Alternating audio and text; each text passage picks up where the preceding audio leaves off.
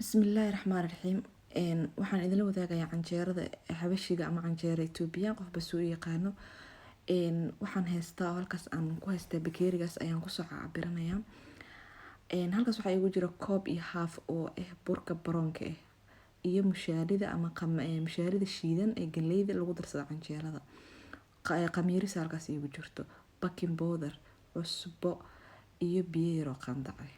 Xagga waxaa igu jira baaquligan roon bur laba bakeeriya burka caadiga oo burka cad. Insha Allah marka intaanan raba inaan isku soo waxeeyo waa isla arkayna. Hadda waxaan soo qaatay burkii baroonka waxaa sirkaan ka reebay xoogaa wuu ila badnaado ma raba inuu isla ekaado. Wax yaraan ka reebay. Insha Allah waxaan ku darayaa haddana waxaan ku darayaa galeydii shiidneed sida mid canjeerada lagu darsado kale. Laba nooc waaye, waa mid cad iyo mid oo jaalle ah jaalle waaye. Waxaan ku darsanayaa qaadadii haafkeeda oo qamiirisada ahayd. Waxaan kale ku darsanayaa baking powder qaadada yar oo buuxdo.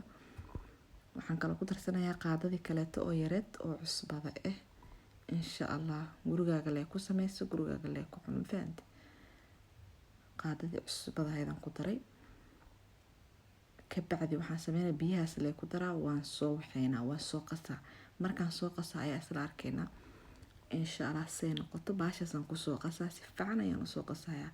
Biyo qandac xagga u yaalaa. Markii aan soo qas ayaan tusaa siday noqoto.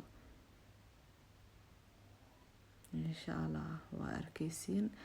Ma raba inay ii taalo wax badan. Dadaa 3 maalin dhigto ani ma rabo. Waa soo qasa waatana. Waxaan saacadii ayaan qasaacadeeda kala aan dubaa.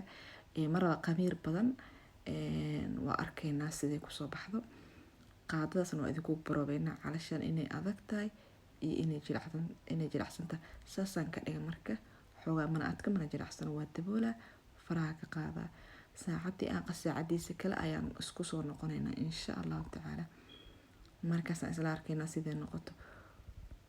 Waatana saacadii aan qasaacadeeda kale way soo faxday. Wax yaraan raba inaan baashi maalintii aan ku shiiday aan ku soo waxeeyo si isku dhex gasho. Kabacdina waxaan ku darayaa qaadadii oo baking powder kadib birtaan dabka saarto waa kana saani igu soo baxday. Maasha Allah hoos gaduud qurux korna waxaan ku dhahay waa canjeerada ka siisay faantisaan la u dubo wareer maxaa ku soo arkay iyo maqaayadina ka soo gaartay adiga ogeyn wax lagu daray.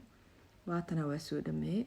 Insha Allah haddii aad ka hesheen waa wax fudud. Subscribe, like, comment la wadaag saaxiibada.